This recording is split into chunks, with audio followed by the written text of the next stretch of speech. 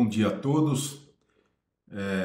São exatamente 6 horas da manhã e, como de praxe, a gente dá início à nossa reunião. E hoje a doutora Larissa vai nos falar sobre um tema muito interessante, que é a inteligência artificial ligada à ecoendoscopia.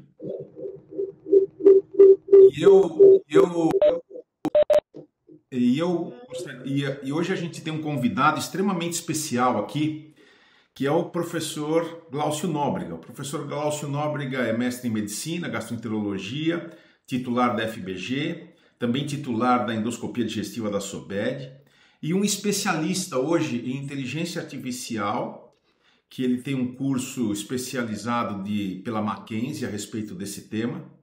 E também é o presidente da Associação Paraibana de Inteligência Artificial em Saúde e membro da Comissão de Inteligência Artificial do CFM. Então nós trouxemos uma pessoa que vai, depois que a Larissa apresentar o seu paper, ele vai simplesmente nos ajudar, né, a entender um pouco melhor a respeito da inteligência artificial, porque muito se fala sobre a inteligência artificial, mas a gente não vê, né, totalmente qual é, ou a gente não entende ainda muito bem qual que é realmente o valor desse procedimento. Então, eu desde já agradeço o professor Glaucio Nóbrega, que é, além de tudo, um grande amigo, né, de muitos anos, né? A gente se conhece há realmente muitos anos, e eu acho que ele vai apenas engrandecer a nossa reunião. Muito obrigado, Glaucio, por sua presença, e eu vou dar início agora à aula da Larissa. Larissa, por favor, fique bem à vontade. Bom dia a todos. Conseguem me ouvir? Sim, perfeitamente. Então, perfeito. Ah, então, o artigo dessa semana é sobre o papel da inteligência artificial, né, na ecoendoscopia. É um artigo publicado em 2024, bem recente, por pesquisadores italianos. Pode passar, doutor. Então, a ecoendoscopia é uma das técnicas endoscópicas mais dependentes do operador, o que implica em uma curva de aprendizado longa e, por vezes, desafiadora, né? Ela requer uma longa curva de aprendizado, experiência anatômica e habilidade diagnóstica. Então, essa variabilidade na aquisição de imagens, ela acaba limitando um pouco a padronização dos laudos. Então, a inteligência artificial ela surge como uma estratégia, né, para reduzir a variabilidade e aumentar a acurácia, apoiando o diagnóstico e até reduzindo o tempo de exame. Próximo, por favor. A inteligência artificial ela já revolucionou a tomografia, a ressonância, mas o ultrassom ele se torna um pouco mais desafiador, visto que a imagem ultrassonográfica ela depende da manipulação ativa da sonda, né? Em ecoendoscopia, alguns fatores como orientação da sonda, profundidade do órgão-alvo, dificultam essa padronização. E isso torna mais difícil alimentar alguns algoritmos com dados um pouco mais consistentes. Por conta disso, há interesse crescente, né, em aplicar a inteligência artificial para o reconhecimento em tempo real e suporte à decisão durante a realização do exame. Próximo. Então, os dois principais grupos de algoritmos utilizados na inteligência artificial são o Machine Learning e o Deep Learning. O Machine Learning são algoritmos que aprendem com dados previamente já rotulados, né? Eles exigem um treinamento prévio com exemplos, né? Por exemplo, com imagens classificadas como benignas ou malignas, e são usados para o reconhecimento de padrões, classificação e previsão. Já o Deep Learning, ele é um subtipo de Machine Learning. Ele usa redes neurais profundas e ele funciona com múltiplas camadas de processamento de dados.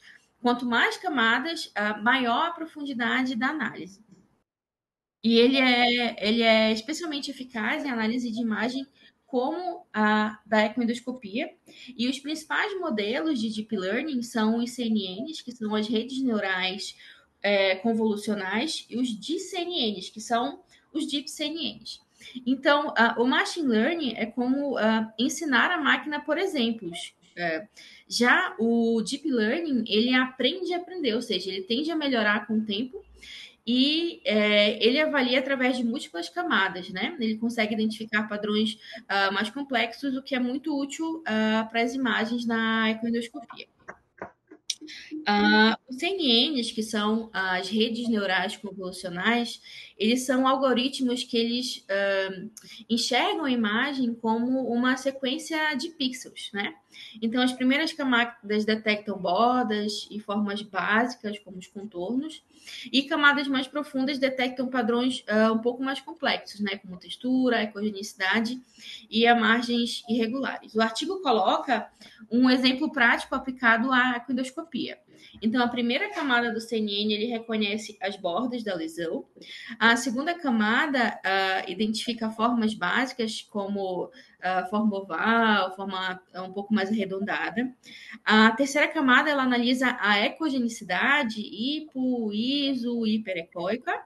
E a quarta camada, ela vai identificar padrões um pouco mais específicos, como margens irregulares, calcificações, etc. Próximo. Inteligência artificial no ensino e treinamento em ecoendoscopia. Eu acho que o senhor passou muito, doutor. Passou? Tá, slide 6. Inteligência artificial no ensino e treinamento em ecoendoscopia. Isso. Isso. Então, a ESG, ela recomenda mais de 250 exames em ecoendoscopia para competência diagnóstica.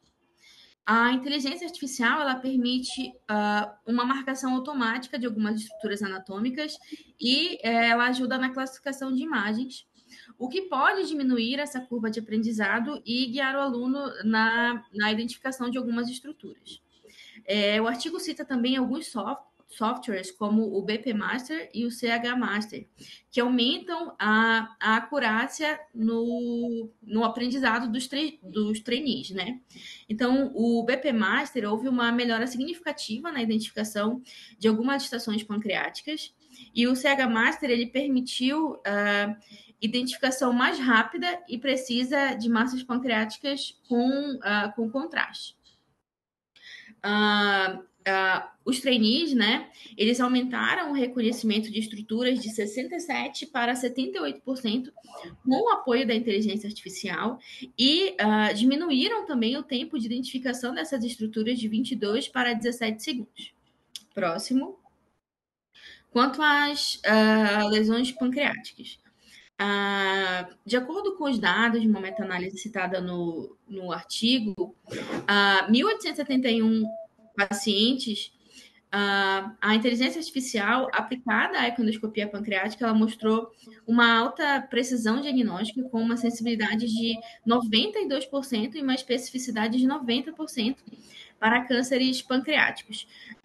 O que confirma que a inteligência artificial ela atinge um desempenho comparável e muitas vezes superior ao de um endoscopista experiente.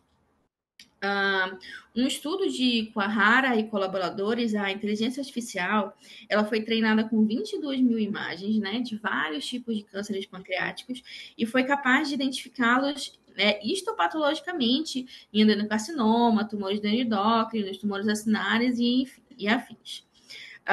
Outro estudo feito por Vilas Boas e colaboradores, eles desenvolveram um algoritmo de CNN para o diagnóstico automático de lesões císticas mucinosas, usando imagens de vídeos de exames ecoendoscópicos.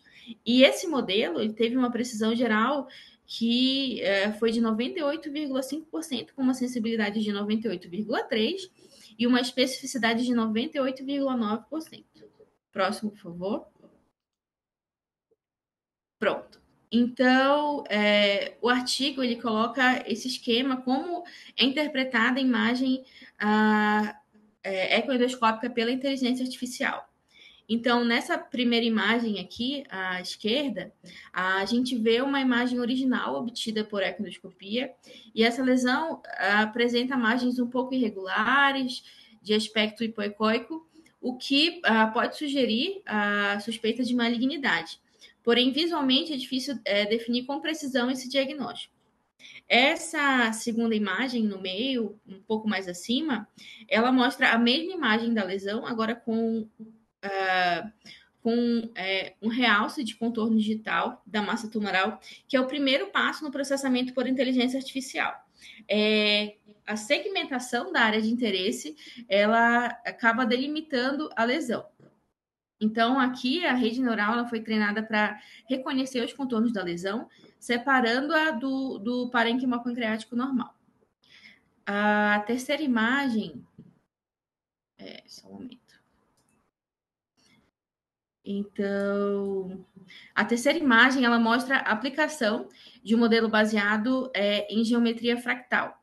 Essa técnica ela mede o grau da irregularidade da forma, visto que lesões malignas elas tendem a ter imagens um pouco mais complexas com maior dimensão fractal.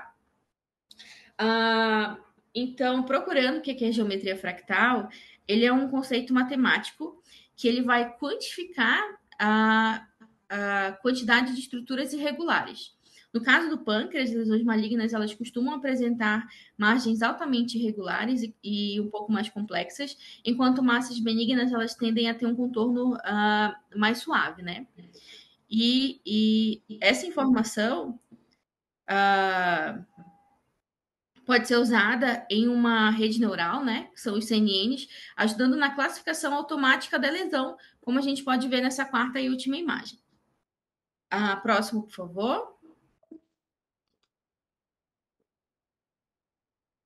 Ainda nas lesões pancreáticas, o artigo ele cita um modelo de redes de neurais convolucionais alemão que foi treinado por imagens ecoendoscópicas e foi usado para classificar IPMNs de baixo, alto grau e carcinoma invasivo. O seu modelo de Deep Learning ele alcançou uma precisão superior na predição de resultados histológicos em comparação com diretrizes de consenso do IPMN.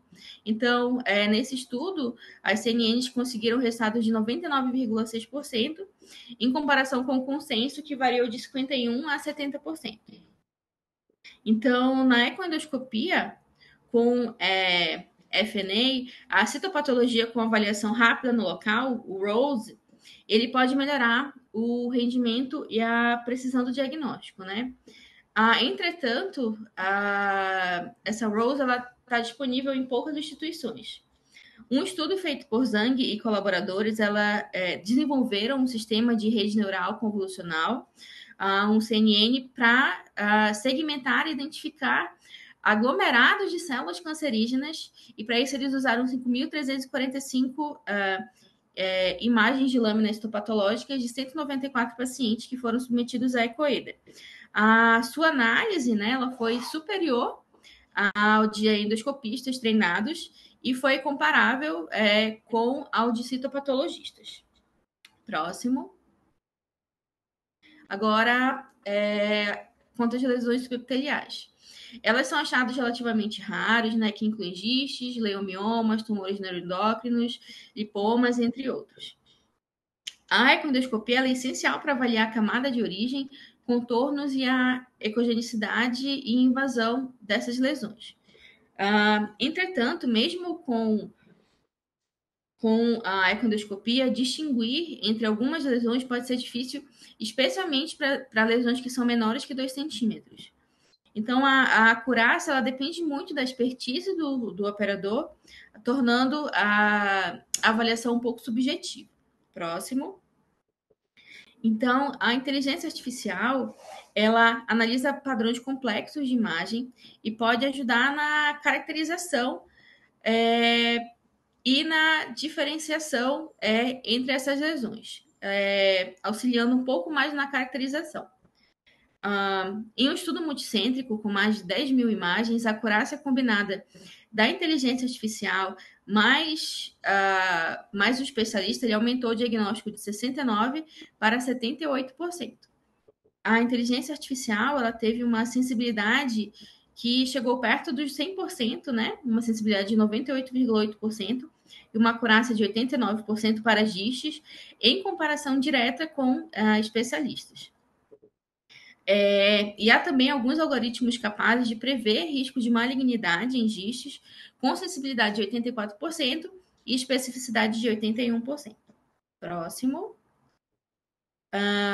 Algumas meta-análises elas mostraram a sensibilidade variando de 92% a 93% para a inteligência artificial na diferenciação entre GISTs e outras lesões subepiteliais. A inteligência artificial mostrou também uma melhor performance que especialistas em vários cenários, inclusive em tumores pequenos. E aqui ele coloca que o futuro envolve a integração da inteligência artificial ao fluxo clínico, com sistemas embarcados na endoscopia em tempo real, além da padronização de dados. Próximo. Então, em estágios iniciais, o câncer gastrointestinal ele tem altas chances de cura, né? A endoscopia é o principal método para avaliar a profundidade da invasão e define a conduta por muitas vezes se a gente vai realizar uma cosectomia ou vai indicar cirurgia. Entretanto, o estadiamento por endoscopia ele sofre uma alta variabilidade, né, entre os operadores e uma certa subjetividade na avaliação da imagem. Então, a literatura mostra que a acurácia média da endoscopia para o estadiamento do esôfago é de cerca de 58%, e fatores como o tamanho e a ulceração influenciam bastante em erros. Próximo. Então, um estudo feito com 1.020 imagens endoscópicas e IA baseada em Deep Learning obteve uma acurácia de 68% para T1A e 67% para T1B, com boa sensibilidade e especificidade. Já um outro trabalho, ele usou a IA com o algoritmo CNN e atingiu 88,8% de detecção de câncer precoce esofágico, contra 41,1% comparado a uma endoscopia convencional. Em lesões gástricas, a inteligência artificial ela conseguiu superar a endoscopia ITC na diferenciação entre T1A e T1B, que é um critério essencial para a indicação de tratamento endoscópico. Próximo. Então, a inteligência artificial ela pode atuar como um segundo observador, auxiliando na decisão entre a vigilância, ressecção endoscópica ou cirurgia. A sua capacidade de reduzir a variabilidade interobservador acaba se tornando crucial para estadiar corretamente tumores ulcerados e mal diferenciados. Ela também contribui para o ganho de tempo no exame, com alguns algoritmos processando dezenas de quadros em poucos segundos, tornando a avaliação um pouco mais rápida, objetiva e reprodutiva. O artigo coloca também que o caminho futuro ele envolve sistemas de IA integrado nos equipamentos de endoscopia, permitindo um feedback em tempo real durante o exame. Próximo.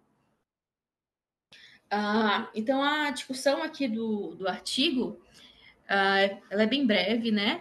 E coloca que a inteligência artificial ela oferece uma abordagem objetiva e padronizada para análise de imagens ecoendoscópicas e é especialmente útil em doenças mais complexas de difícil diferenciação morfológica. Alguns estudos mostraram que a inteligência artificial ela teve um desempenho igual ou superior a operadores experientes em diversas áreas, como diagnóstico de massas pancreáticas, lesões subepiteliais e estadiamento de câncer gastrointestinal precoce. E além do diagnóstico, a IA ela contribui para a estratificação de risco, como, por exemplo, prever malignidade em GISTs ou IPMNs, e acaba agregando valor clínico. Já em procedimentos intervencionistas, a IA pode guiar punções, sugerindo profundidade, local ideal, evitando vasos e otimizando a coleta de tecido. Próximo.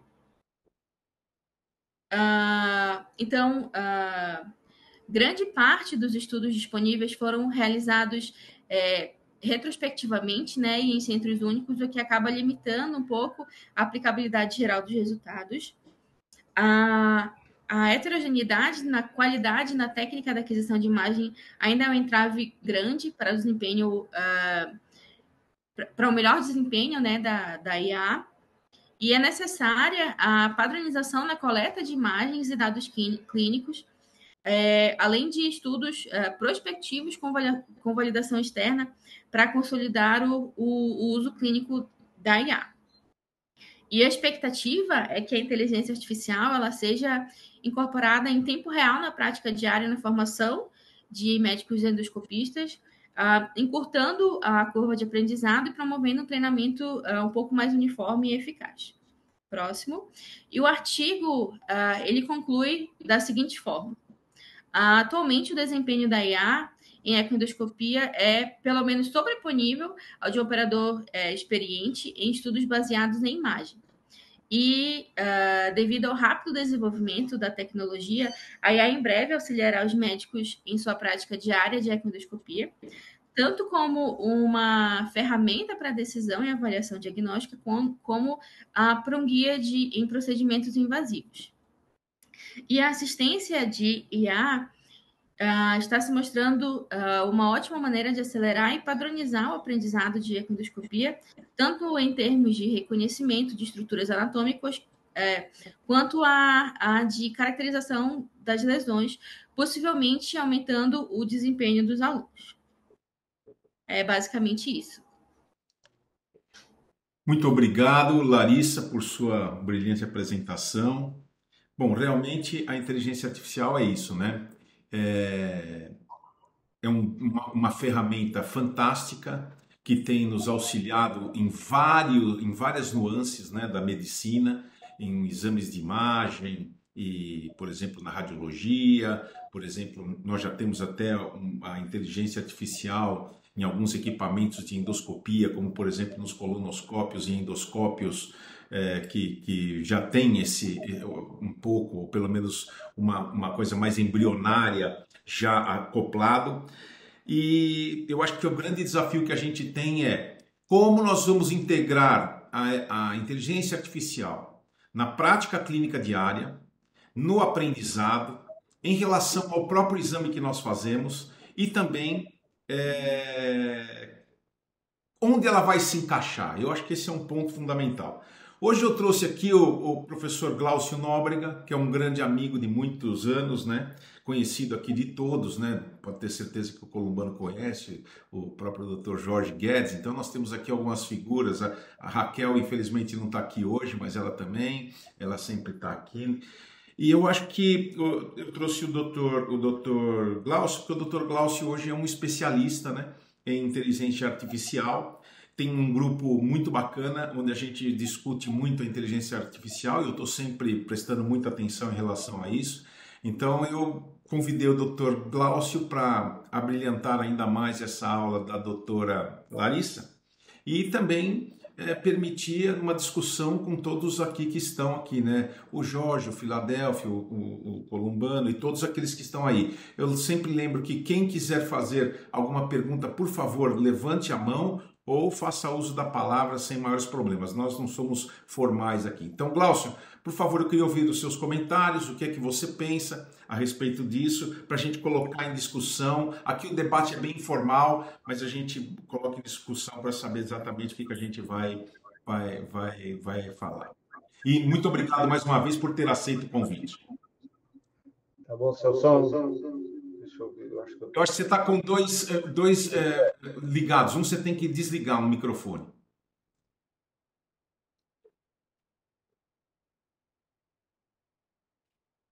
Oi, Celso. Agora eu estou ouvindo. Ainda está tendo eco. Ou você tem que desligar ou você... É que você está com dois celulares. Que eu não... Só um minuto. Eu já desliguei. Consegue me ouvir, não? Agora sim, perfeito. Eu vou ficar só com... Consegue me ouvir, né, Celso? Sim, perfeitamente. Pode falar. Tá joia.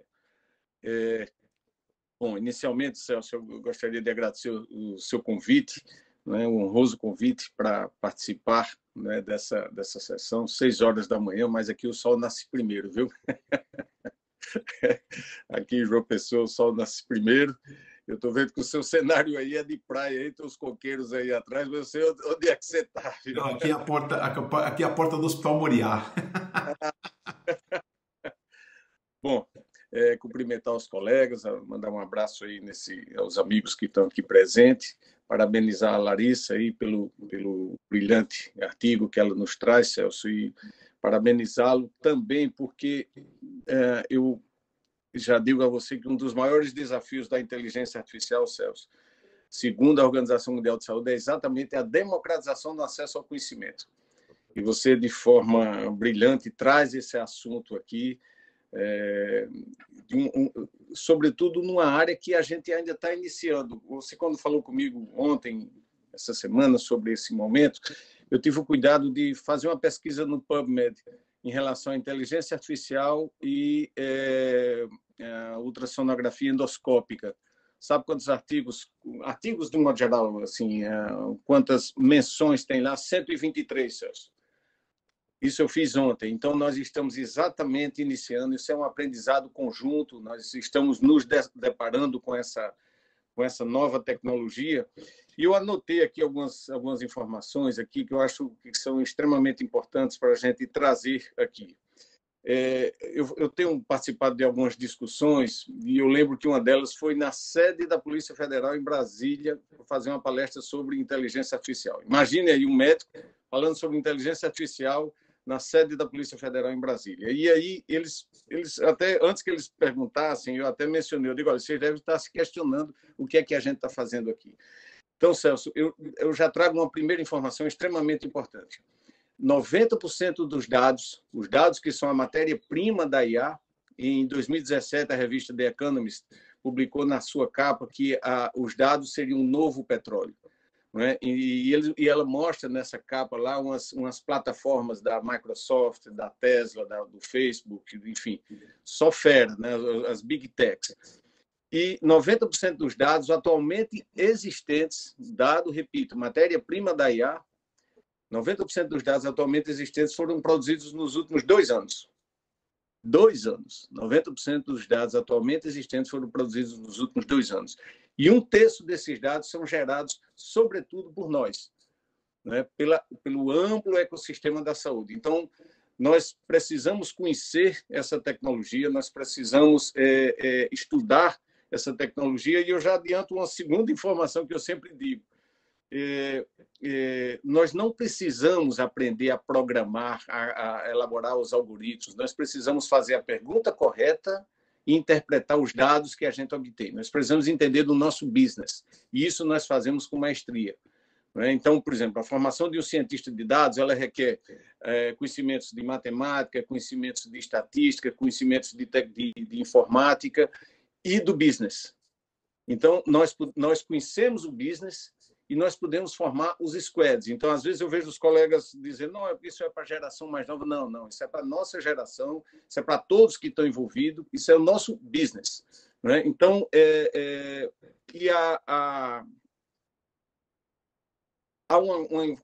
então, ter esse conceito, sabe, Celso, de que eu tive essa semana aí no Einstein Frontiers, e há uma tendência cada vez maior do low code, não é, da baixa programação, e agora do no code. Então, essas ferramentas vão vir para a gente já prontas para a gente poder utilizá-las, não é? Então, não há que se preocupar com isso. Nós precisamos entender o que nós já fazemos, fazer a pergunta correta, interpretar os dados, como Larissa bem mencionou, um dos desafios em relação à qualidade desses dados, porque tem uma outra afirmação na inteligência artificial que diz o seguinte: garbage in, garbage out. Dependendo da qualidade da imagem que a gente vai montar os nossos modelos de IA, nós poderemos ter uma péssima saída, uma péssima interpretação. Eu fiz algumas anotações aqui. Outro dado importante, não é, que é o seguinte: sempre se pergunta, mas Celso, será que eu vou ser substituído pela inteligência artificial? Vocês já viram até clichê? Não vai ser. Tem o professor Eric Topol, que é uma das referências mundiais, e a Harvard Business Review também tem essa expressão, que é o seguinte: não, você não vai ser substituído pela IA, você não será substituído pela IA, mas o colega ao seu lado que souber IA vai substituí-lo, né? Ou então você vai trabalhar para ele. Então, é importante a gente ter isso em mente, esses conceitos que eu fiz questão de trazer, porque é uma área bem inicial, e todas as áreas são impactadas. Onde tiver dado, tem IA. Segurança, habitação, turismo, a área do sistema financeiro é uma das áreas mais impactadas. E a nossa gastroenterologia, Celso, é repleta de oportunidades, porque o volume de imagens que a gente gera é gigantesco. Na endoscopia, na ressonância, na tomografia, na cápsula endoscópica, na ultrassonografia endoscópica. Né? Então, é um mundo de informações que permite que a gastroenterologia seja extremamente beneficiada. A patologia, tem o professor Filadélfio está aí, que é uma das áreas extremamente, acentuadamente beneficiadas pela IA. E aí, quando a gente se puxa lá um pouquinho lá sobre os impactos, a Larissa mostrou aí só os impactos da ultrassonografia endoscópica, não é? da parte digestiva, mas quando você amplia mais, você tem a parte diagnóstica, tem, por exemplo, a cápsula endoscópica, você é capaz a IA é capaz de reduzir o tempo de análise das imagens. Não é? Então, assim, o impacto, as doenças inflamatórias intestinais, o diagnóstico do câncer. Então, é um leque de benefícios inestimável. Né? Deixa eu ver, e já caminhando aí já para uma observação final, que é o seguinte: nós teremos, Celso, a nosso favor, o que hoje é uma medicina personalizada, guarda esse conceito aí, Celso, que é a IA multimodal. Então, nós teremos aquelas análises ali com base não só, vamos supor, na ultrassonografia endoscópica que você está realizando, com o suporte da IA, que Larissa também evidenciou aí, todos os benefícios, a redução da curva de aprendizado, aumento da acurácia diagnóstica, mas nós teremos a nosso favor uma IA multimodal em que vão ser unidas informações clínicas, informações laboratoriais, informações endoscópicas, de imagem, de tomografia, tudo para fundamentar o que a gente denomina uma tomada de decisão, né, com base efetivamente em dados e não no achismo. Lembrando que, Celso, no final das contas, está ali naquele grande guarda-chuva, vai estar a experiência do Dr. Celso, do Dr. Filadélfio, do Dr. Columbano, naquela tomada de decisão, mas tendo em mente que nós teremos ali a IA como um excelente copilot nosso, ali, um copiloto top ali do lado, um Einstein top ali do lado, nos auxiliando nessa tomada de decisão, com esse conceito da IA multimodal. Vários inputs, né, de toda ordem para nos auxiliar na tomada de decisão em gastroenterologia. Eu fiz essas anotações gerais aqui, Celso, só para a gente ter em mente esses conceitos e dizer, como eu sempre digo, a IA é nossa, a IA nos pertence, né? E eu teve um curso recente que a gente fez para os colegas, que era como se atualizar cientificamente utilizando a inteligência artificial. Nós tínhamos acadêmicos de medicina, e nós tínhamos uma senhora de 84 anos participando desse evento. Então, eu parabenizo mais uma vez por trazer esse tema tão importante para todos nós, que é a inteligência artificial, que, repito, ela é nossa, ela nos pertence. Obrigado, Celso, obrigado aos colegas, parabéns aí, Larissa, pelo artigo que nos trouxe aqui hoje. Muito obrigado, Glaucio, por suas observações extremamente importantes. Eu gostaria de abrir agora ao público, né? Todo mundo aí, quem tiver alguma pergunta, a gente fazer aqui a gente faz sempre um bate-bola, né? Então a gente vai conversando, em cima do outro a gente vai falando, e eu acho que esse é um ponto importante. E eu queria te fazer uma pergunta, e você, por favor, me corrija, né? Como um aprendiz de inteligência artificial, eu percebi que existem dois pontos importantes. Um é o machine learning e o outro é o deep learning, né? Machine learning é quando você alimenta os seus arquivos com imagens, com subsídios, né? Para você, por exemplo, entre aspas, fazer o diagnóstico de um tumor de pâncreas. Eu vou falar isso muito pela ecoendoscopia, que é o que eu conheço mais. E uma vez você, com essas informações, você parte para o Deep Learning, que é o seguinte, ela vai analisar imagem por imagem até chegar a um diagnóstico, mas ela vai ver detalhes dessa imagem, né?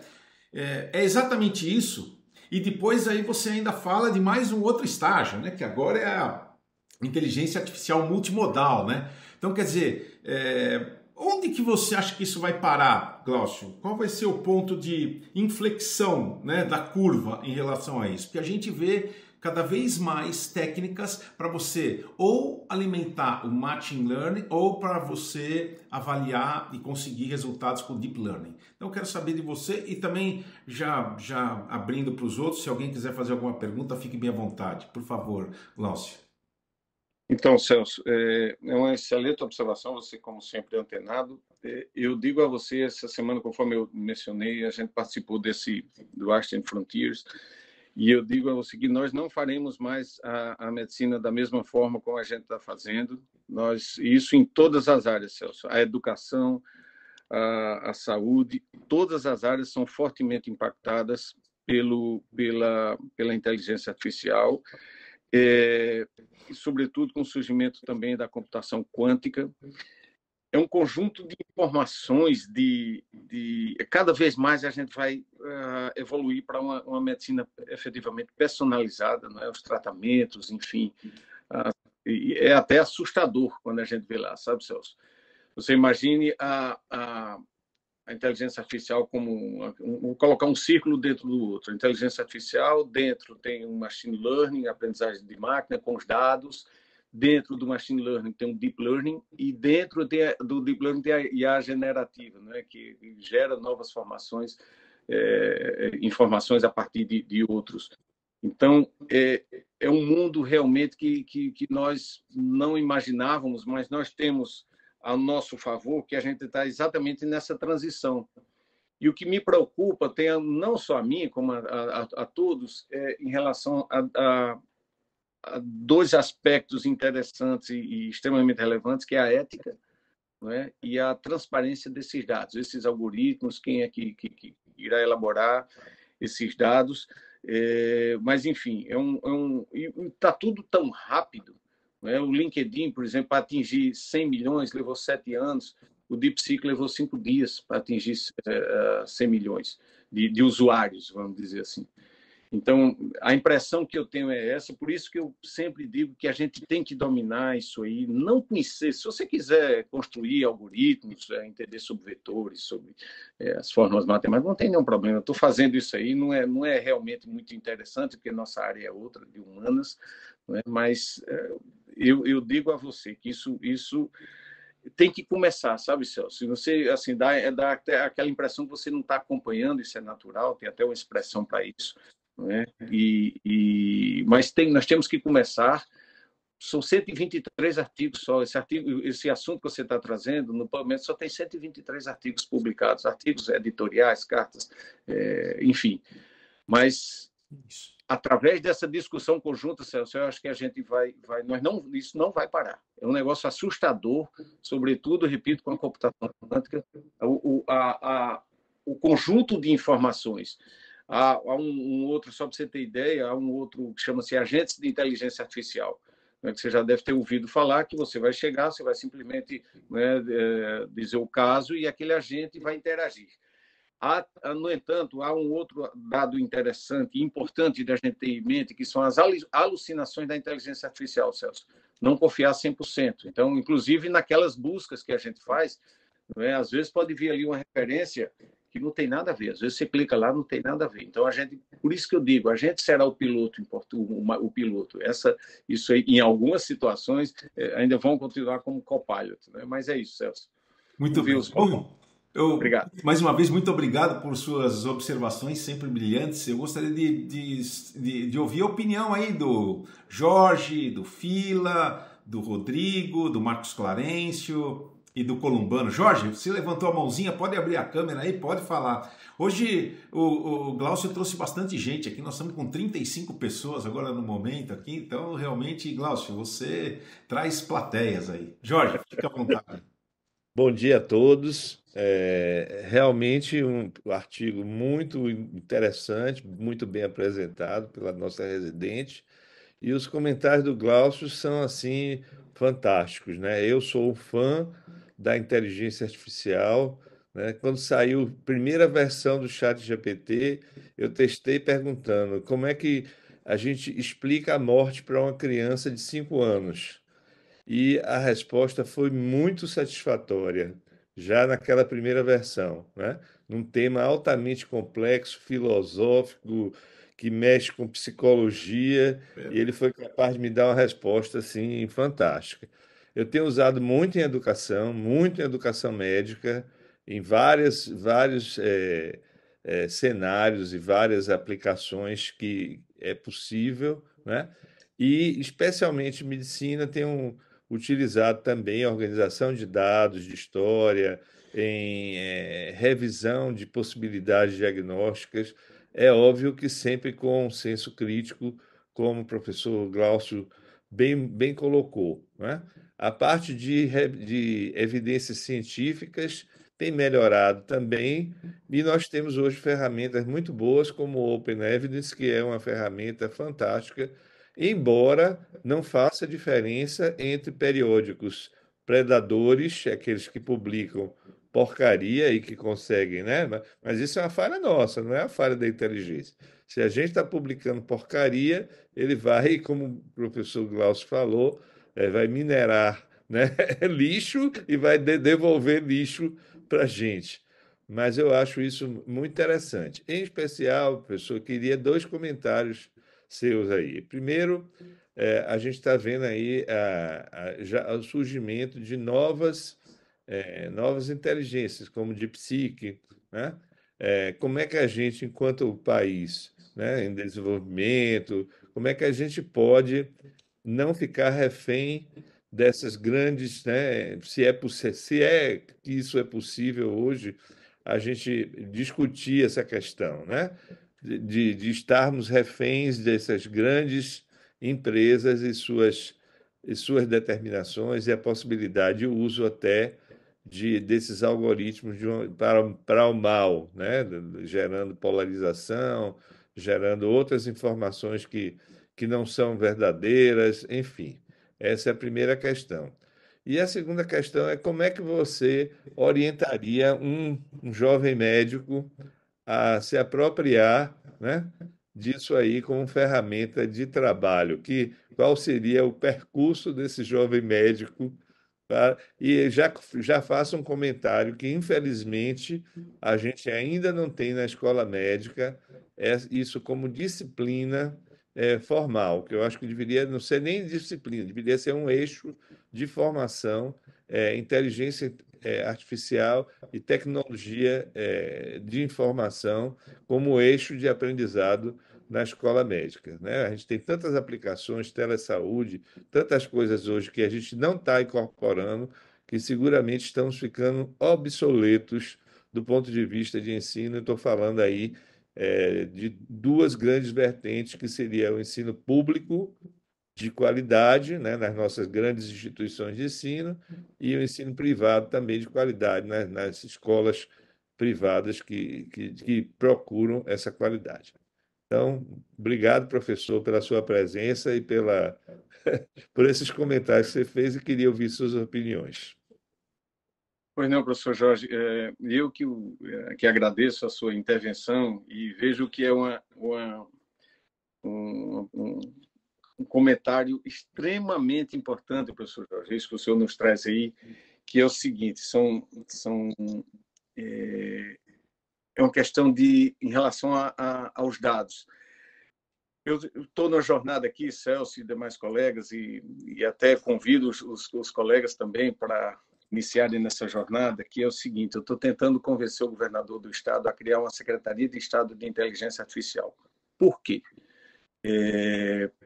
Por conta até de questão em relação aos dados, né, a importância dos dados, como a gente sempre fala em dados, mas já, desculpa, já falando um pouco sobre, eu entendo que nós corremos um imenso risco, Celso e demais colegas, de nos tornarmos colônia novamente, colônia digital. Né? Então, por quê? Quando você acessa o ChatGPT, os dados ficam onde? Estados Unidos. Quando você acessa o DeepSeek, ficam onde? Na China.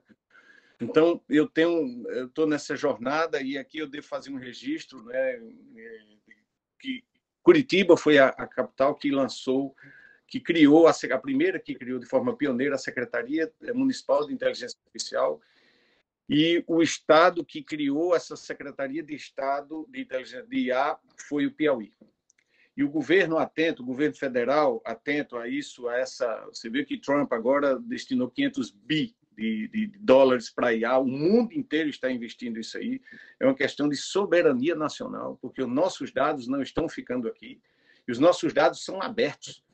No Reino Unido, para você ter acesso aos dados em saúde, a indústria farmacêutica paga. Aqui você entra no DataSUS, os dados estão lá. E o governo federal lançou em julho do ano passado, no dia 29 de julho, a IA para o bem. Destinou 23 bilhões de reais. E aí eu digo, puxa vida, é muito dinheiro, então a gente, quem partir na frente, através do nosso senador Efraim Moraes aqui, eu digo, senador, veja se tem esse dinheiro mesmo.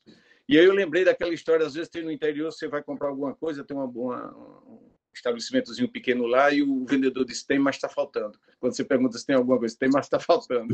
Então, esses 23 bi tem, mas não tem. Diante dessa política fiscal, está lá. Então, nós corremos esse risco realmente de nos tornarmos colônia digital. O professor trouxe um assunto extremamente importante e a gente está organizando agora, em conjunto com outros líderes, um manifesto pela inteligência artificial que eu vou entregar em mãos ao deputado Hugo Mota, que é paraibano. É um manifesto construído a várias mãos, exatamente por isso, por conta da segurança de dados, da importância desses dados para todos nós. A segunda pergunta, em relação a como começar. Eu digo que dá o primeiro passo. Isso é como exercício físico. Às vezes a gente diz, tem que começar uma atividade física, dá o primeiro passo. Né? Começa com 10 minutos, com 15 minutos, e daqui a pouco você está numa academia, enfim. E em relação à educação em inteligência artificial, existe uma série de cursos gratuitos na internet, introdução à inteligência artificial. A gente está, nesse mês, está começando um voltado só para as mulheres. A gente aproveitou o mês de março e colocou um curso que a gente está ministrando, um hands-on, IA para as mulheres. Por quê? De cada 4 posições ocupadas de inteligência artificial no mundo inteiro, só uma é ocupada pelas mulheres. E está demonstrado, Celso e demais colegas, que quando a mulher participa, ela melhora em todos os índices. A performance ali na corporação, no segmento, ela melhora todos os índices. E para aqueles que se interessam, só por esse aspecto, melhora inclusive os resultados financeiros da corporação. Então, começar. Existe uma série de cursos já, professor, e começa, e isso é apaixonante, a gente vai fazendo um atrás do outro, tem vários cursos, né, de instituições de renome, no INSPER, no Harvard, no MIT, né, e tem outros mais simples. Mas é isso. Parabéns pelo prazer. Perfeito, Glaucio, muito obrigado. Marcos, você abriu a câmera, mas o Fila estava com a mão levantada. Vou pedir licença para você. A Delfa acho que queria fazer uma questão e logo em seguida o Marcos fala também. Fila. Opa, bom dia. Muito estimulante essa apresentação e os comentários do Glaucio. Eu acho que a primeira coisa é não ter medo, né? E entender que isso daí é ferramenta de auxílio. Eu venho insistindo que essa fórmula multimodal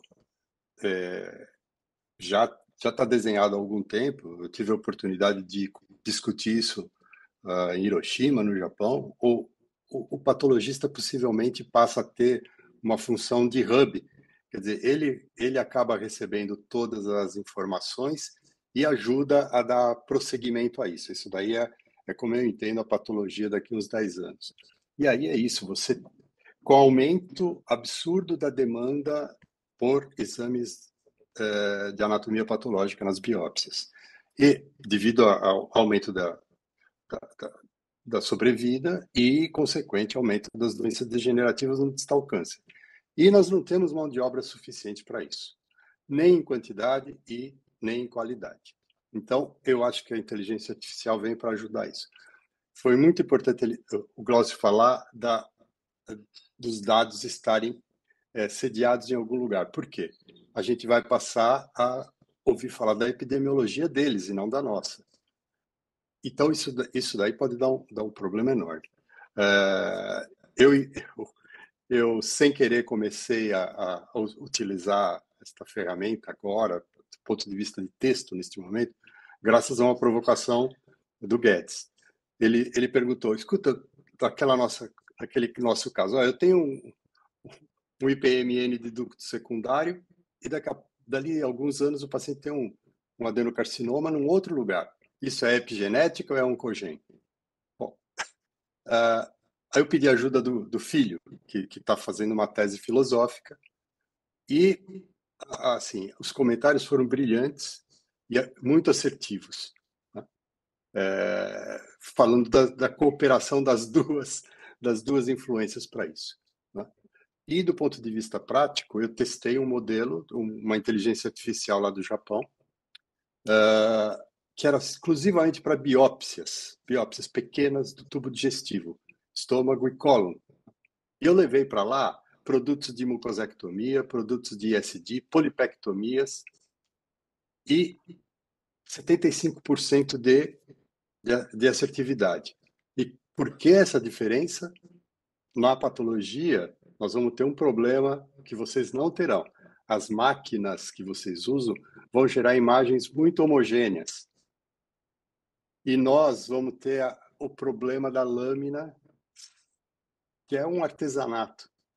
E é daí que vem a diferença, né? Uma sobreposição de tecido, por exemplo, gera um núcleo muito grande e a inteligência artificial vai ler aquilo como uma possível área suspeita. Então, mas eu tinha um dado quando eu fui para lá. Eu começava meu dia, antigamente, com 300 lâminas a serem examinadas. Quantas daquelas 300 lâminas precisavam ser vistas por mim? Apenas 5 todos os dias bati esse número. Então, a inteligência artificial, tirando esses 300 casos, assim, permitindo que esses 300 casos ganhem apenas um duplo cheque, veja que vantagem a gente leva, né? Então, eu acho que, assim, é não ter medo, ter a consciência de que você precisa gerar dados muito importantes, e isso daí é que garante a positividade da interferência profissional, médica, com a técnica. Então, de jeito nenhum ter medo, né? A senhora de 82 anos no curso é um grande exemplo disso. Então, eu acho que sim, é saber utilizar uma nova tecnologia e realmente utilizá-la. Eu acho que sim. Perfeito, muito obrigado. É exatamente aquilo que o Glaucio falou, né? Se você alimenta a máquina com lixo, você vai ter lixo na sua saída, né? Não tem jeito, né? Então, isso aí que você acabou de falar, filho, é um negócio, é uma coisa muito, muito importante. Marcos, bom Obrigado. dia, fique à vontade. Bom dia a todos, e especialmente ao professor Glaucio, né? E quando o Jorge e o Fila fala de medo, eu lembro como foi os meus primeiros passos, meus primeiros contatos, professor Glaucio, com o computador. Eu me lembro que na década de 90, aqui em Salvador, nós tivemos uma feira da Itautec, e eu não sabia nada de computação. E aí eu falei para minha esposa, eu vou lá ver, eu vou comprar um computador. Eu imagino que eu não sabia nada, eu comecei a usar o computador como se fosse uma máquina de escrever. E era muito mais do que aquilo, Mas não é só né? você, viu, Marcão? Todo mundo começou a usar o computador como uma máquina de Então, escrever. o que eu sinto que quando o senhor faz uma pesquisa aí no PubMed, no Medline, veja se eu estou correto, já é um pouco de IA, né? Você tem que jogar palavras e palavras que tenham uma interseção para você buscar o máximo de informações, né? Então, eu acho que aí já é um pouco de IA. A gente fazia IA, a gente faz IA sem saber. Agora a gente tem que avançar, né? A gente tem que avançar. O primeiro contato que eu tive com IA relacionado com minha área, que é a endoscopia digestiva, foi com o sistema CADAI da Fujifilm. Qual foi a impressão que eu tive primeiro? poxa, isso aqui vai me ajudar a ensinar.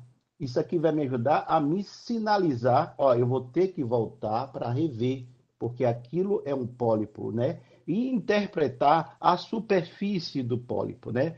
Eu acredito que na endoscopia vai ser e está sendo muito bom. A gente precisa avançar mais, né? É claro que às vezes uma imagem de pólipo pode ser um resíduo fecal e a gente precisa sinalizar, a máquina precisa sinalizar isso. Mas quando a Larissa fez a sua exposição, que foi muito ótima, eu vejo que nessas imagens que são muito subjetivas, porque a imagem de endoscopia é a imagem viva, né? Então eu acho que a gente vai estar no mesmo nível da IA e vai facilitar o ensino. Mas quando tem essa imagem subjetiva, aí eu acho que a IA realmente vai facilitar muito, vai ajudar muito a rapidez do aprendizado, né? E vai ajudar, em poucos casos, a gente que tem uma vivência. Então, a IA vai ser um auxiliador, a impressão que eu tenho isso, professor Glaucio, como na década de 90, nos anos 2000, início, o computador ajudou. A gente ajuda até hoje, né? Mas a gente precisa fazer uma boa pergunta. A gente precisa ter uma nossa inteligência para melhorar o ensino e, quem sabe, aprender cada vez mais, sem dúvida nenhuma. Perfeito, Marcos, muito obrigado. Columbano.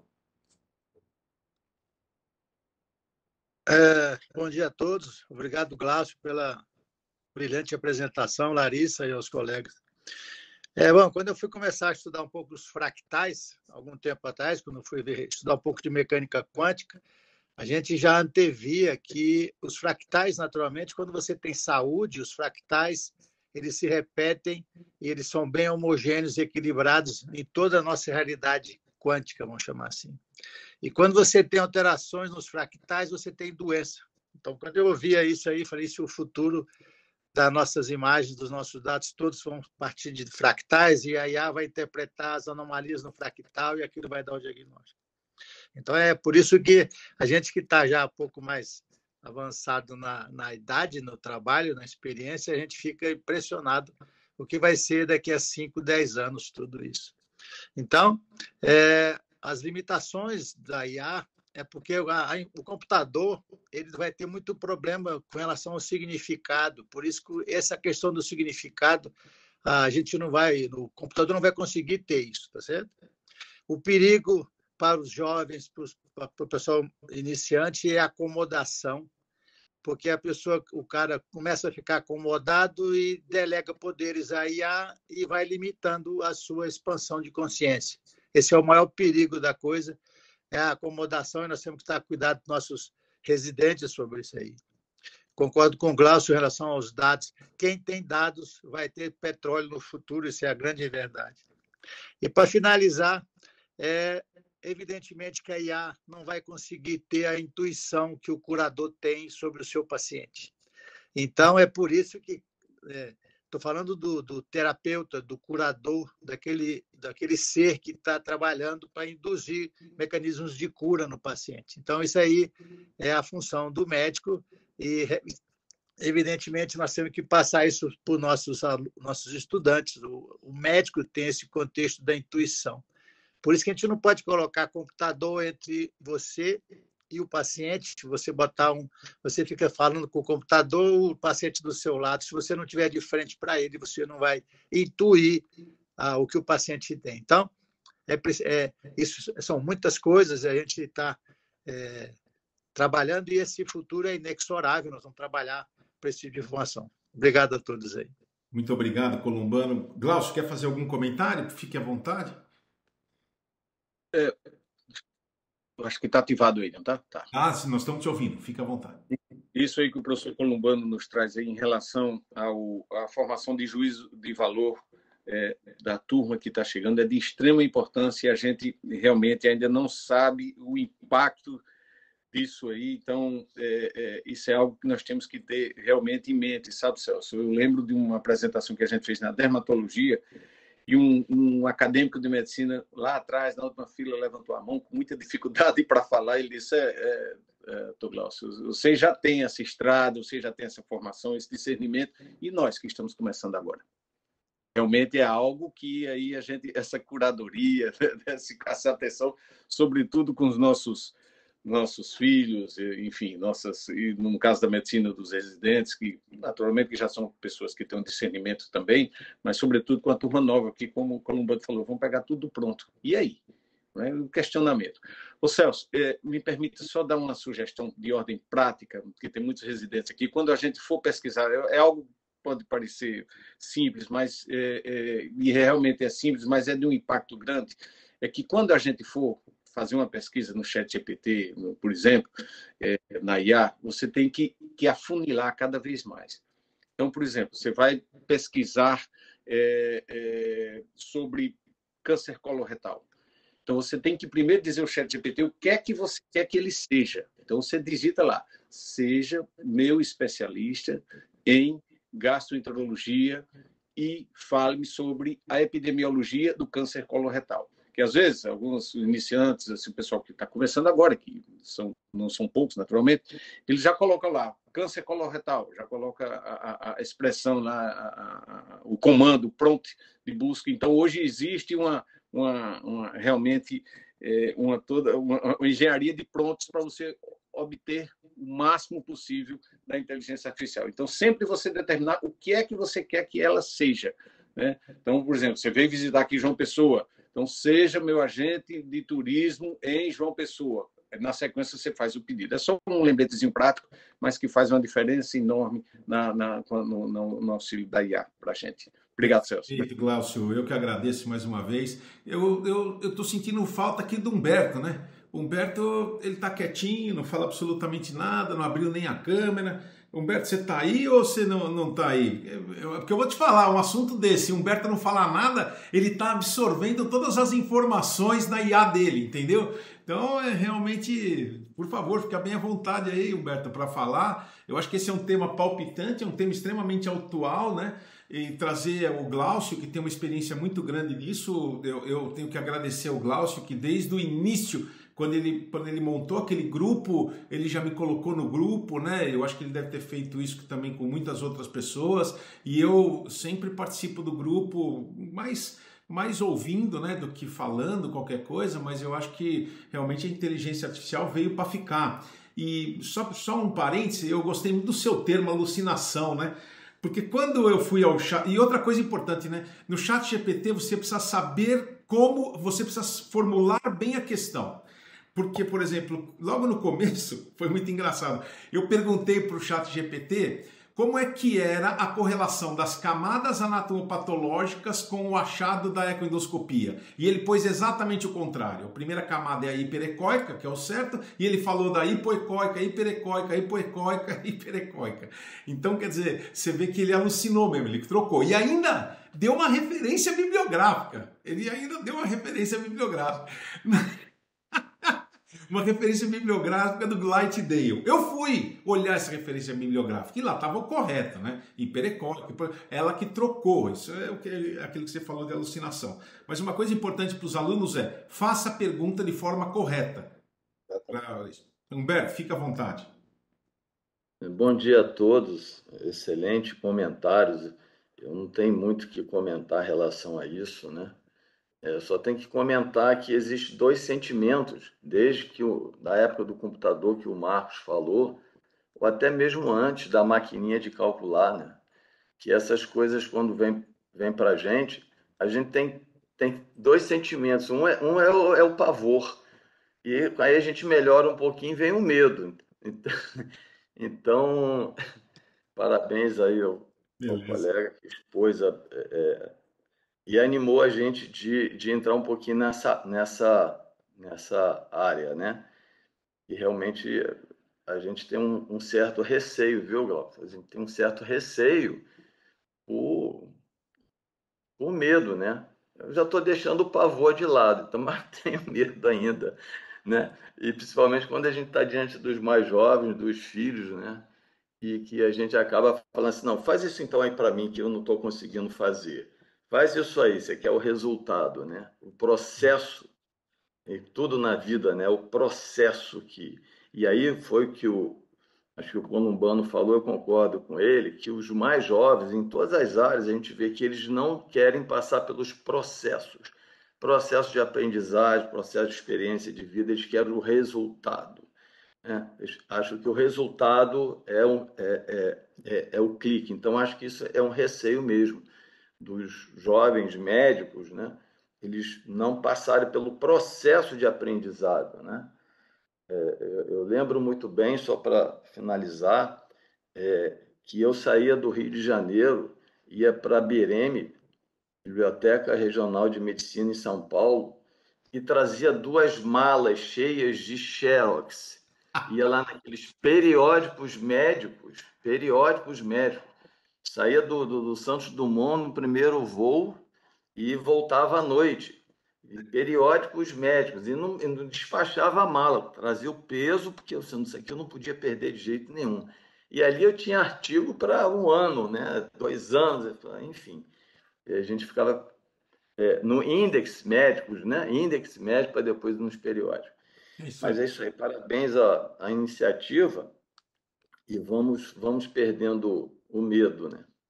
Muito obrigado, Humberto, por seus comentários. Bom, eu gostaria de saber se alguém tem mais alguma pergunta para fazer para o professor Glaucio. Celso, vou pedir Bom dia, somente. posso? Por favor, quem quer falar? O Rodrigo, tudo Ô, bem? Rodrigo, eu estava sentindo sua falta, Rodrigo. Eu não vi você aqui. Falei, caramba, onde está o Rodrigo? Que eu não encontro. O Rodrigo é o nosso Celso, cirurgião, viu?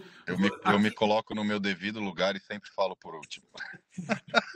O Rodrigo é o nosso cirurgião de via biliar e pancreática, viu, Glaucio? O Rodrigo, fica Humberto, ele estava quietinho porque ele estava fazendo a IN dele funcionar hoje, agora de manhã. Vamos lá. Antes de tudo, eu acho que, frente a tudo que foi exposto e o pouquinho que a gente conhece do tema, eu acho que a gente tem 2 opções aqui e só existe uma opção inteligente em relação à inteligência artificial, que é ser early adopter. Né? Isso eu percebi rapidamente. Quando você falou do ponto de inflexão, Celso, eu tenho na minha cabeça, e apesar de entender praticamente nada sobre tecnologia, eu acho que a gente está começando a beirar aí a computação quântica, e a hora que os nossos computadores multiplicarem a capacidade por milhões, a inteligência artificial vai ser... Eu acho que a gente não tem ainda uma clara noção da onde vai chegar a inteligência artificial assim que a gente tiver a computação quântica. Eu me lembro sobre o que foi comentado, que eu acho que é extremamente interessante, que tem que fazer a gente ter uma reflexão muito profunda, se é que ainda existe tempo para isso, sobre a nossa sociedade. Quando eu estava no meu MBA, há 2 anos atrás, a gente teve uma aula muito interessante que pincelou um pouco sobre inteligência artificial. E um professor mostrou para a gente um vídeo, não me lembro qual era a instituição americana, onde eles estão num serviço médico, eles estão amplamente utilizando a IA para diversas funções e assim, para acionamento do paciente, identificação de sinais de risco através de gadgets, com uma central com inteligência artificial para já entrar em contato com o paciente e tudo, tal. Hoje a gente sabe que em tumor boards a inteligência artificial modifica a conduta de um grupo de experts em até 30% de uma forma relevante, que depois essa conduta, obviamente, é revista e é adotada. Quer dizer, a gente está falando de oncologia, gente. O computador já muda 30% das condutas de nós especialistas. Né? É muita coisa, é muita coisa. Nesses tumor boards digitais, com sincronização com prontuário médico, acho que é um programa da Philips extremamente interessante. Eu lembro que o professor mostrou aquele vídeo e trouxe para a gente como algo, tá vendo como vai ser o nosso futuro e tal, isso é extremamente interessante. E minha intervenção foi justamente nesse sentido do garbage in, garbage out. Eu falei, olha, professor, se esse for o futuro inexorável dos sistemas de saúde, até para um ganho imenso que pode ser a contenção de despesas e a racionalização da utilização de recursos na saúde, a gente desperdiça demais, né? Ontem mesmo eu brinquei, eu falei, olha, 99,9% dos sódios dosados que eu vi na minha vida foram normais, né? O que eu falei, olha, eu acho que o Brasil está perdido, justamente por causa da teoria do garbage in, garbage out. Então, isso que vem sido comentado aqui, bom, então talvez a gente se prepare menos e se acomode, porque a gente vai ter inteligência artificial para nos auxiliar. Eu acho que é exatamente o contrário. Eu acho que a gente cavou mais uma área para a gente ter que estudar e estudar muito.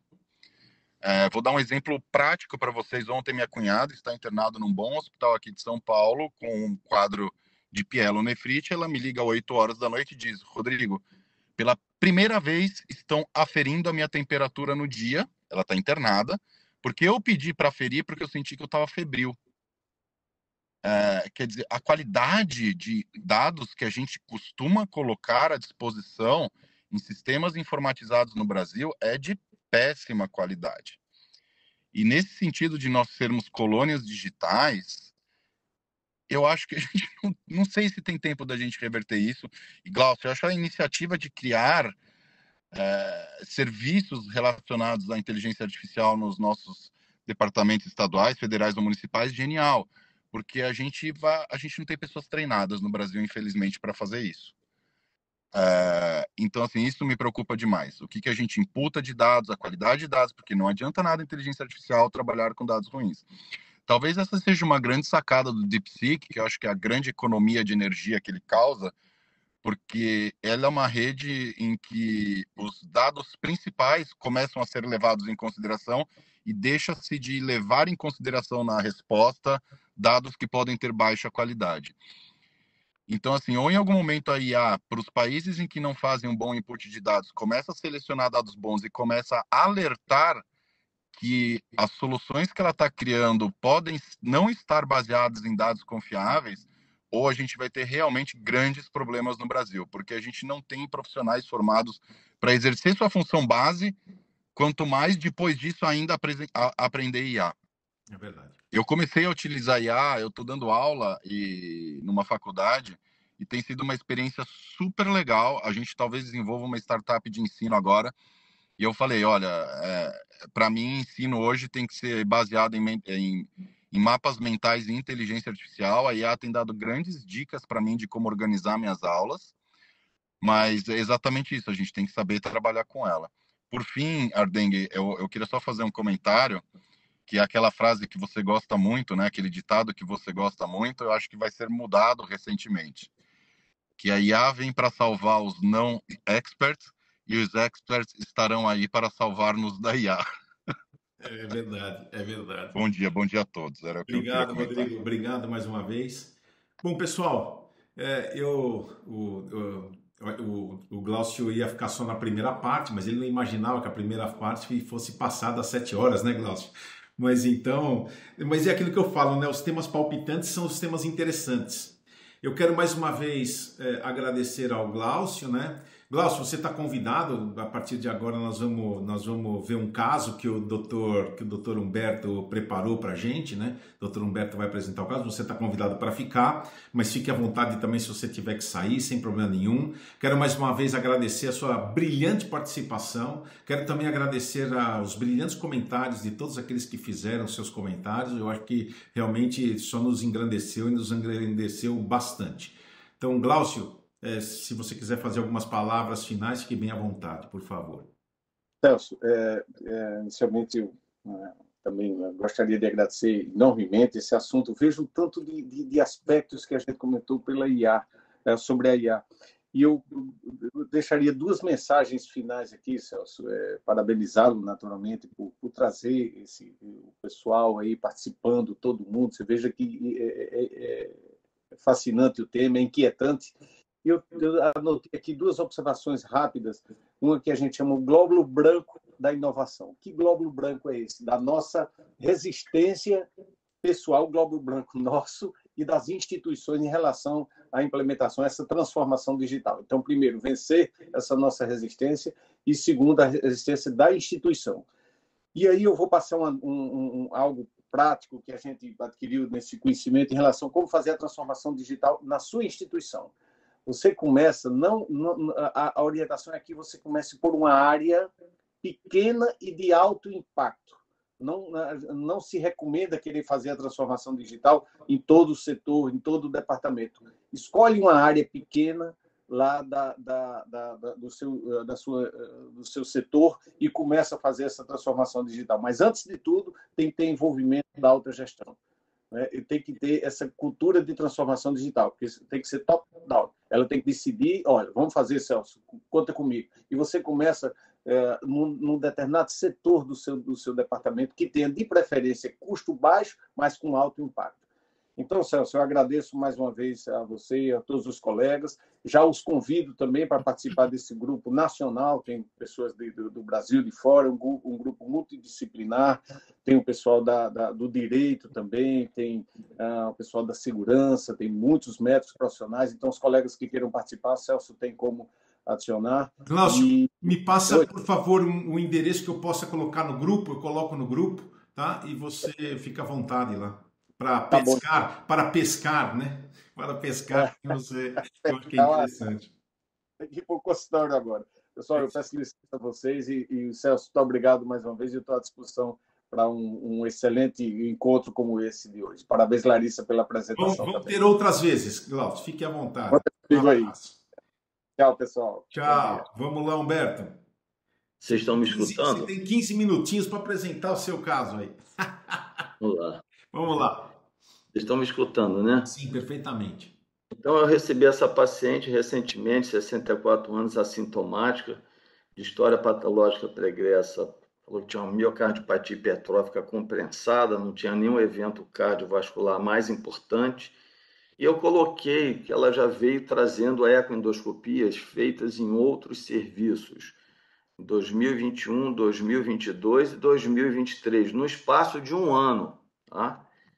E sempre com cistos na cabeça do pâncreas e na cauda do pâncreas. Cistos sem descrição de grandes preocupações na imagem, e que foram feitos tentativa de diagnóstico por punção com agulha fina aspirativa, e com a realização de cell block. Em todos os dois exames que ela me trouxe, era material paucicelular, ausência de células malignas, né?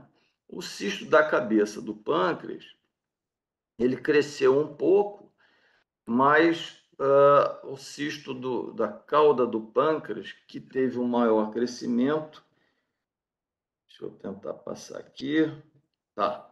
Teve um maior crescimento da última ecoendoscopia de 2023, ele tinha 74, 77 milímetros, e na ressonância, foi isso que eu consegui, vocês me perdoem a qualidade da imagem, mas eu não consegui as imagens digitais, então ela mostrava tanto esse cisto enorme da cauda do pâncreas, como o cisto do corpo do pâncreas e o cisto na cabeça do pâncreas. Mostrava nas 3 localizações, e essa ressonância media esse cisto da cauda 101 milímetros, quer dizer, 10 centímetros no seu eixo maior, né?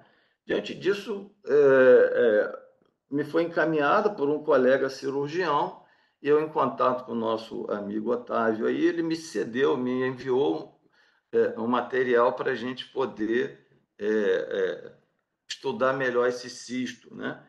Então, essas foram as nossas imagens numa ecoendoscopia agora de março, recente, né? Eu não tenho resultado do líquido aspirado. Então, no cisto da cabeça do pâncreas, nessa imagem do meio, eu achei que tinham 2 cistos, e depois na imagem do lado direito, eu achei que era uma contiguidade do cisto. Por que eu estou falando isso? Isso pode explicar a alteração ou aumento desse cisto nas ecoendoscopias feitas anteriormente. Isso foi uma interpretação. E a gente, a meu ver, aqui nessa imagem do lado direito, já tem uma certa, não vou dizer compressão, mas um rechaço da veia porta aí, se vocês concordarem. Sim.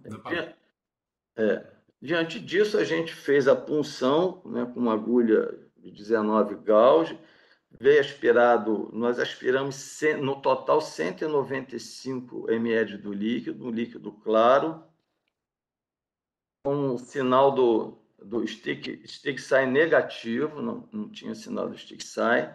Nós, nessa Esse é o imagem do cisto da meio cauda, né, Humberto? Esse é o da cisto cauda. Tá. Da cauda, era o maior, né? E aqui a gente mediu perto de 8 centímetros no maior eixo, nessa imagem à esquerda. E na imagem daqui da direita, eu fiquei um pouco preocupado que tem uma imagem mais hiperecóica na parte de baixo aí do cisto, que eu achei, pô, já está sangrando, achei que pudesse já estar sangrando. Mas não foi não, a gente, mesmo depois que a gente fez a biópsia com a pinça de Murray, eu tirei 5 fragmentos, mesmo após isso, o líquido continuou claro, sem sinal de sangramento, a gente esvaziou o cisto, no total foi 125 ml. De preventivo, eu não fiz indometacina retal, só fiz uma hidratação mais vasta em antibiótico terapia. Eu não fiz indometacina retal, que eu costumo muitas vezes fazer quando tem uma lesão pequena, eu acabo fazendo indometacina igual que a gente faz para CPRE. Bom, aí mandamos para o Fila e eu vou pedir ao Fila aí para ele comentar. Fila. Oi, pronto.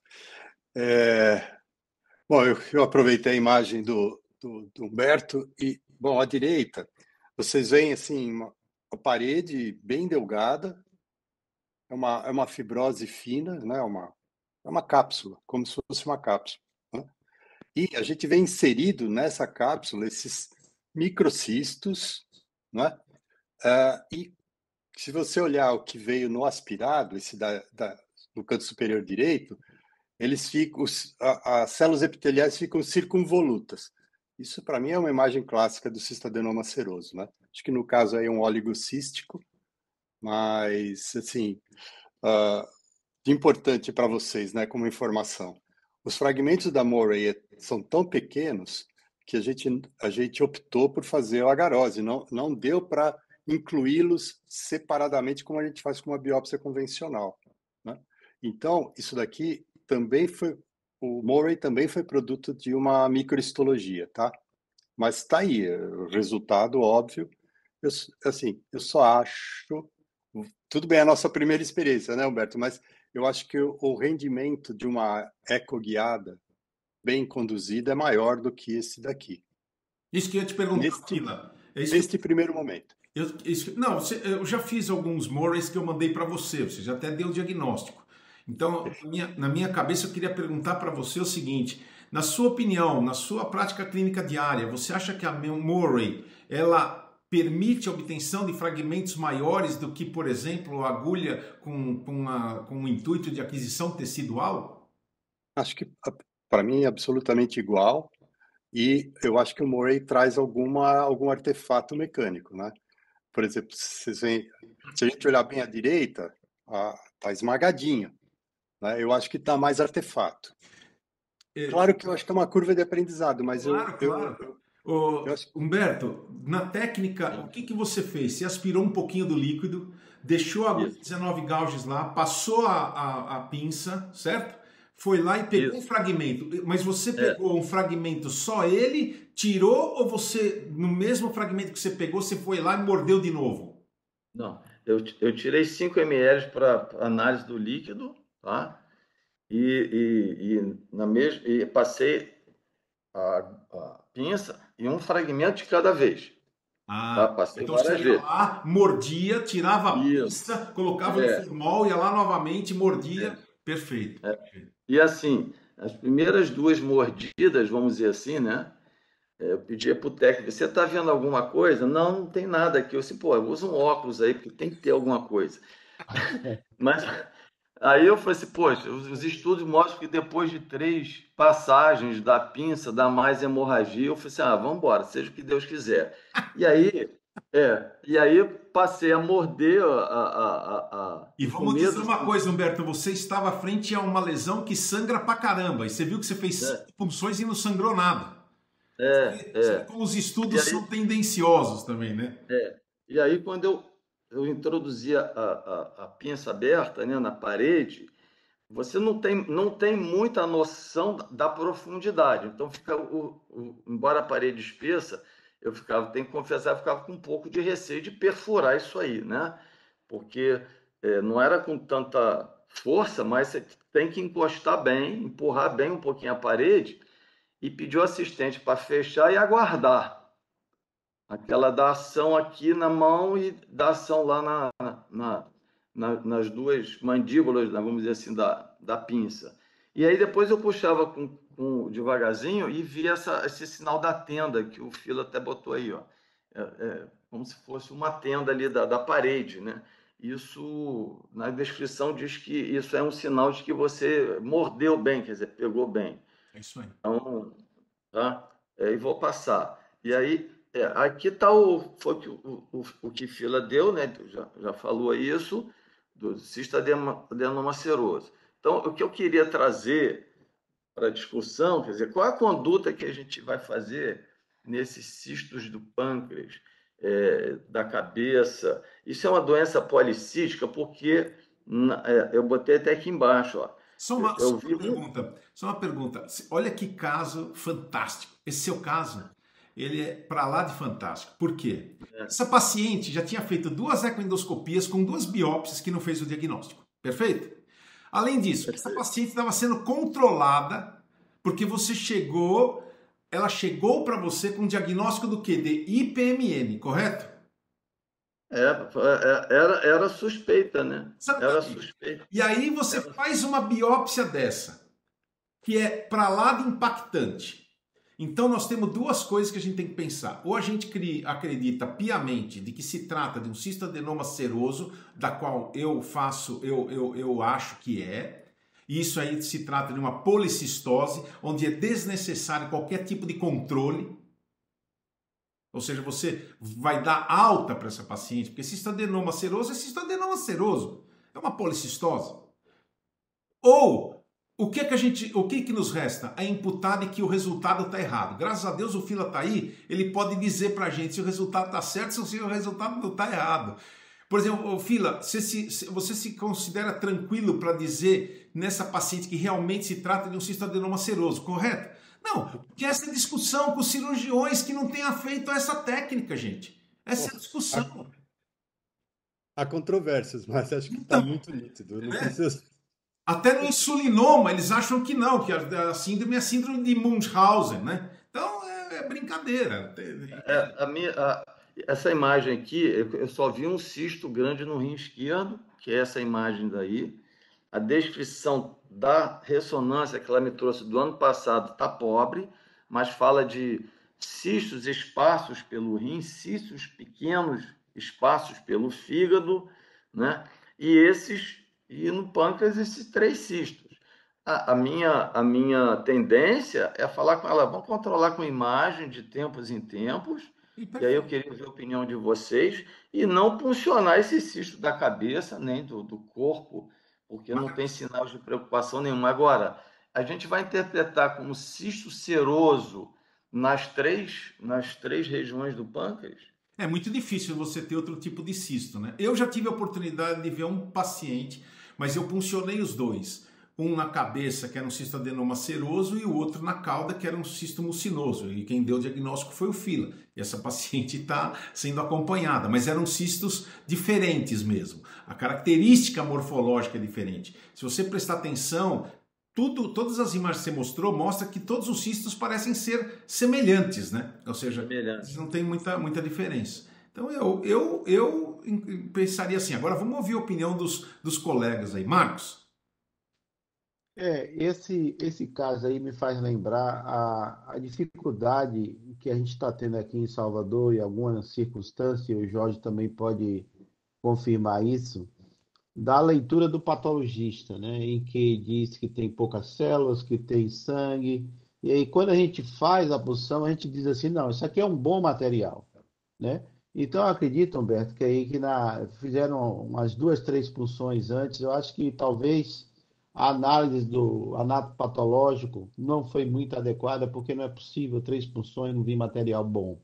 Não, só um minutinho, mas foi FNA, eu interpretei que foi só citologia.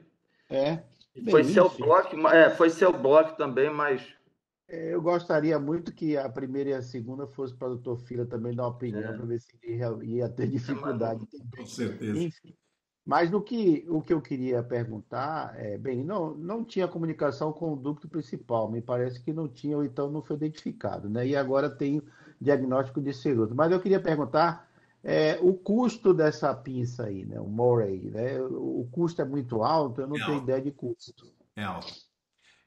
Tá em torno de 2.500 a 3.000 reais só a pinça. Então é mais do que, bem mais, um Sim, pouco muito mais que uma mais. agulha. Enfim, enfim. Tanto que mas hoje, pelo fato desse valor ser tão alto, a gente não tem praticamente estudos comparando, né? Eu acho que não há nenhum estudo comparando a pinça Murray versus, por exemplo, uma agulha com habilidade para aquisição tecidual. Infelizmente isso não tem. Nós estamos propondo isso para o Otávio, né? Tanto que é por isso que o Otávio mandou essa pinça, né, para você, né, Humberto? isso, Para a gente exatamente. fazer. Esse já é um caso que a priori vai entrar, né, no esquema, né, comparando um com o outro. Então a gente vai interpretar que tem cisto adenoma seroso em mais de uma região do pâncreas. Com certeza. Eu interpretaria assim. Agora, existe a possibilidade de, para você ter certeza absoluta, fazer uma outra biópsia na cabeça do pâncreas. Fazer uma outra biópsia na cabeça do pâncreas. Eu particularmente vou aguardar um pouquinho, que essa paciente ela já está quase, né, com a ecoendoscopia. Porque é o seguinte, é cistoadenoma seroso, oligocisto, quer dizer, não é o padrão de imagem que a gente costuma ver, e é Multifocal. multifocal. É. Quer dizer, isso para mim, assim, eu não sei se vocês têm casos de cistoadenoma seroso multifocal, entendeu? Oligocisto, quer dizer, entendeu? Eu vou te falar, eu preciso procurar, vou fazer isso, mas eu já tive a oportunidade de ver cistoadenoma multicístico multifocal mimetizando IPMN do tipo 2, que é o seu caso. Que é o seu caso. Eu queria fazer uma pergunta aí ao Fila, né? Se a gente afastaria uma coleção multicística, uma doença multicística dessas que nós temos, Uma né? policistose, né? Você quer dizer?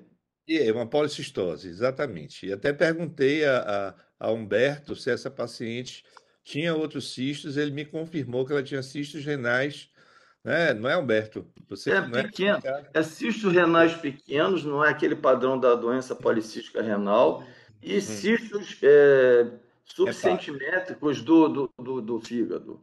Isso. Então, eu acho que poderia, é por isso que eu queria que o Fila falasse aí se esses aspectos seriam semelhantes, porque eu imagino que o epitélio de revestimento é muito parecido, né? Não sei, mas se esse aspecto de células em circunvolução, ele é específico do cistoadenoma seroso.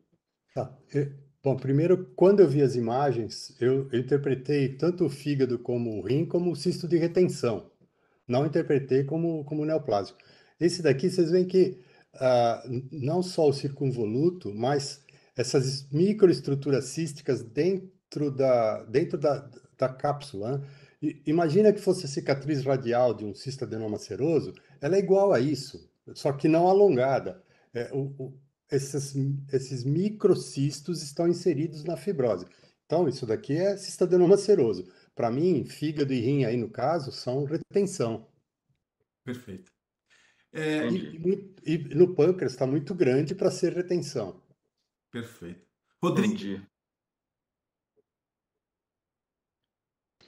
Oi, acho que eu concordo com o Humberto, acho que agora eu não faria uma nova biópsia na cabeça por causa da paciente e seguiria acompanhamento.